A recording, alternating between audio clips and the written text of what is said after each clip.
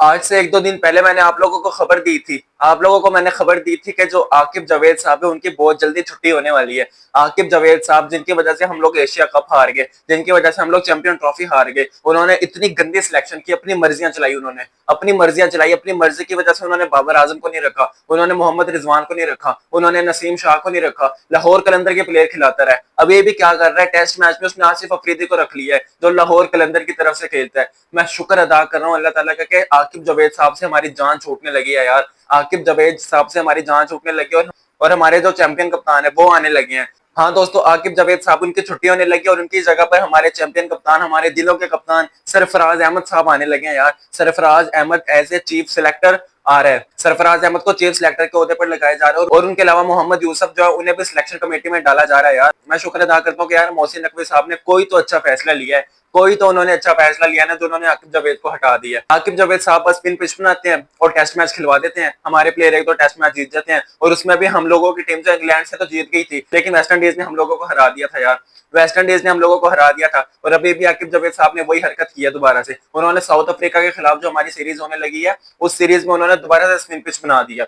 Spin pitch बना दिया क्यों? क्योंकि एक तो हमारे जो बैट्समैन है वो परफॉर्म ना कर सके, जैसे हमारा बड़ा प्लेयर बाबर आजम, हमारा मोहम्मद रिजवान, हमारा शान मसूद, इसके अलावा जितने भी बैट्समैन है वो परफॉर्म ना कर सके। एक तो उनके लिए स्पिन पिच बना दिया और अपने जो बॉलर्स हैं वो रख लिए उसने, उसमें आसिफ अफरीदी को भी रख लिया उन्होंने ताकि भाई ये टीम के साथ रहे और परफॉर्म करे। जो लाहौर कलंदर के स्पिन पिच बनाकर स्पिनर को डाल दिया लाहौर कलंदर के को ताकि वो परफॉर्म करे और टीम के साथ रहे। वाह भाई आकिब जावेद साहब, आपकी स्ट्रेटेजी को समझते हैं हम, सही समझते हैं हम लोग, ठीक है ना। आप जो सियाने बन रहे हैं ना, इतने सियाने ना बने, हमें पता है आपका, इतने सियाने ना बने आप। स्पिन पिच बनाकर अपने लाहौर कलंदर के स्पिनर को डाल लिया। इसके अलावा नुमान और साजिद भी होंगे, ठीक है ना, पता नहीं उन्हें खिलाएंगे या नहीं खिलाएंगे क्योंकि वो टेस्ट मैचेस का हिस्सा है। नुमान और साजिद तो हिस्सा है कि मुझे ये लग रहा है कि आकिब जावेद साहब जो है वो उनमें से किसी को बिठाकर आसिफ अफरीदी को खिला लेंगे। 39 साल के आसिफ अफरीदी को। इंडिया जो है वो 13 साल के लड़के को डेब्यू करवाने लगे, सूर्यवंशी को। हम यहाँ पर 39 साल के बुड्ढे को डेब्यू करवाने लगे यार। 39 साल के प्लेयर को हम डेब्यू करवाने लगे। आप खुद सोच लो कि हमारा सिस्टम जो है वो कितने पीछे चल रहा है। क्यों पीछे चल रहा है? क्योंकि हमारे सिस्टम के ऊपर ये बैठे हुए हैं, आकिब जावेद साहब जैसे बंदे बैठे हुए हैं हमारे सिस्टम के ऊपर। मैं तो शुक्र अदा कर रहा हूँ कि आकिब जावेद से हमारी जान छूटने लगी है और हमारे चैंपियन कप्तान आ रहे हैं सरफराज अहमद। और मुझे लगता है कि ना यार सरफराज अहमद जो उनसे है ना वो अच्छे फैसले करेंगे। वो बाबर आजम और रिजवान को तो टीम में लेकर ही आएंगे ना, उन्हें तो वो रखेंगे ही रखेंगे, ठीक है ना। आकिब जावेद साहब को तो पर्सनल दुश्मनी है इनसे, बाबर आजम से भी रिजवान से भी पर्सनल दुश्मनी है इनकी, ठीक है ना। इनका तो मुझे पता था, लेकिन अब सरफराज अहमद आ रहे हैं। सरफराज अहमद साहब से मेरी तो दुआ है कि सरफराज अहमद अच्छे फैसले करे जिससे पाकिस्तान की टीम को फायदा हो। पाकिस्तान की टीम जो है वो वर्ल्ड कप जीते, जो आगे 2026 में वर्ल्ड कप होने लगे वो वाला वर्ल्ड कप जीते पाकिस्तान की टीम। आकिब जावेद साहब ने जो फैसले किए ना, उन फैसलों की वजह से हुआ क्या है, हम लोग जो चैंपियन ट्रॉफी में जा रहे थे उन्होंने एकदम से फहीम अशरफ को टीम के अंदर डाल दिया था। फहीम अशरफ लाल दफा इंडिया के खिलाफ 2023 में जो एशिया कप हुआ था मेरे ख्याल से, एशिया कप 2023 में जिसने कोहली ने भी 100 मारा था और केएल राहुल ने भी 100 मारा था और वो मैच 2 दिन चला था बारिश की वजह से। उसमें लास्ट टाइम खेला था फहीम अशरफ, उसके बाद फहीम अशरफ टीम के साथ नहीं था। आकिब जावेद साहब ने किया क्या, चैंपियन ट्रॉफी में एकदम से फहीम अशरफ की एंट्री करवा दी, फहीम अशरफ की एकदम से एंट्री करवा दी। और दूसरी इन्होंने क्या हरकत की कि हमारे साइम अयूब इंजर्ड था चैंपियन ट्रॉफी में, साइम अयूब इंजर्ड था ना जब, बहुत अच्छी फॉर्म में था और वो इंजर्ड हो गया था, ठीक है ना।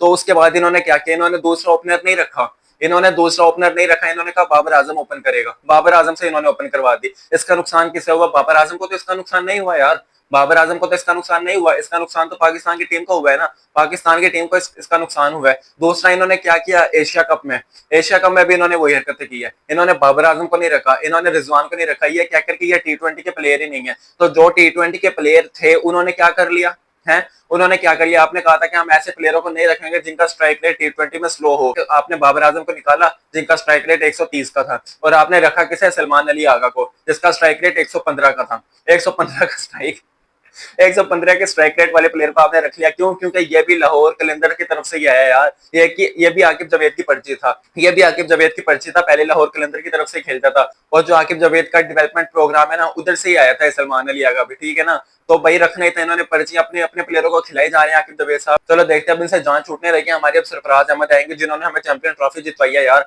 वो बाबर आजम को भी लाएंगे, वो रिजवान को भी लाएंगे, वो फखर जमान को भी खिलाएंगे। इसके अलावा और जितने ऐसे प्लेयर हैं जो पाकिस्तान की टीम में सही रहना डिजर्व करते हैं, इंशाल्लाह वो उन्हें ही लेकर आएंगे और किसी की बातों में नहीं आएंगे, किसी की बात नहीं मानेंगे। इंशाल्लाह मुझे उम्मीद है कि सरफराज अहमद जो है वो अच्छे फैसले करेंगे पाकिस्तान की टीम के लिए। दूसरी तरफ खबर यह चल रही है कि मोहम्मद आमिर भी टीम के अंदर आ रहे हैं। हालांकि ऐसे मुझे नहीं लगता कि वो आएंगे, लेकिन खबरें चल रही है कि मोहम्मद आमिर भी टीम के अंदर आ रहे हैं। क्यों? क्योंकि हारिस रऊफ की परफॉर्मेंस जो है ना वो बड़े मैचों में उस तरह नहीं है जिस तरह हम उनसे उम्मीद लगा के बैठे होते हैं। वो बड़े मैचों में वो मार खा लेते हैं अक्सर, और अक्सर ऐसी सिचुएशन पे मार खाते हैं जहां पर मैच जो वो पाकिस्तान के हक में होता है यार, मैच पाकिस्तान के हक में होता है, वहां पर हारिस रऊफ जो मार खा जाते हैं। अब देखना ये है कि क्या वाकई में मोहम्मद आमिर जो है वो भी वापस आ रहे हैं।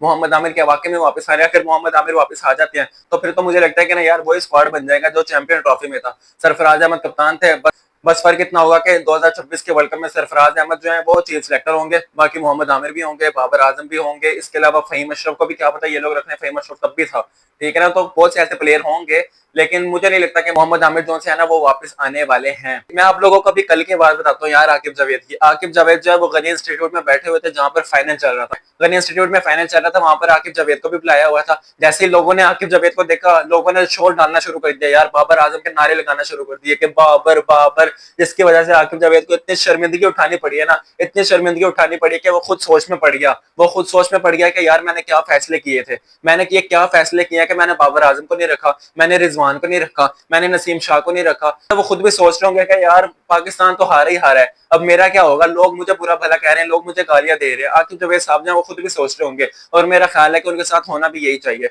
उनके साथ होना भी यही चाहिए। उन्होंने जो अपनी पर्सनल दुश्मनियां निकाली है ना बाबर आजम और रिजवान से, पर्सनल दुश्मनियां उन्होंने निकाली अपनी बाबर आजम और रिजवान से, उनके साथ यही होना चाहिए। मैं तो कह रहा हूँ जहां पर भी आकिब जावेद नजर आए वहां पर शुरू हो जाओ बाबर बाबर, ऐसी की तैसी यार इसकी आकिब जावेद की। मतलब क्या यार, बाबर आजम को नहीं रखा यार, जो पाकिस्तान का सबसे बड़ा प्लेयर है, सबसे बड़ा प्लेयर है, जिसके बारे में सब कहते हैं कि बाबर आजम जो है वो बहुत से रिकॉर्ड तोड़ सकते हैं, ना सिर्फ पाकिस्तान के प्लेयरों के बल्कि दुनिया भर के प्लेयरों के रिकॉर्ड तोड़ सकते हैं। और आकिब जावेद साहब उनसे पर्सनल दुश्मनियां निकाल रहे हैं यार, हैरान होता हूँ यार मैं ये देखकर, ये सिर्फ पाकिस्तान में ही हो सकता है, ऐसा और कहीं नहीं हो सकता। दूसरा, वसीम अकरम ने कहा है कि मोहम्मद रिजवान जो है वो वाहिद ऐसे कप्तान है कि जिन्हें ओडीआई के साथ साथ T20 की कप्तानी भी दे दी जाए, T20 की कप्तानी भी दे दी जाए। वसीम अकरम ने यह कहा, वसीम अकरम ने कहा है कि मोहम्मद रिजवान जो है वो बहुत जबरदस्त कप्तान है, अगर वो अपने फैसले खुद करें, अपनी प्लेइंग 11 खुद खिलाएं। क्यों ऐसा कह रहे हैं? क्योंकि पहले जितने भी प्लेइंग 11 जोन सी है ना ओडीआई में, ऑस्ट्रेलिया की सीरीज देख लो, साउथ अफ्रीका की सीरीज देख लो, वो सिर्फ आकिब जावेद ने खिलाई है, ठीक है ना, सिर्फ आकिब जावेद ने वो खिलाई है। आकिब जावेद ने अपनी मर्जियां की है, मोहम्मद रिजवान के उसमें फैसले नहीं थे,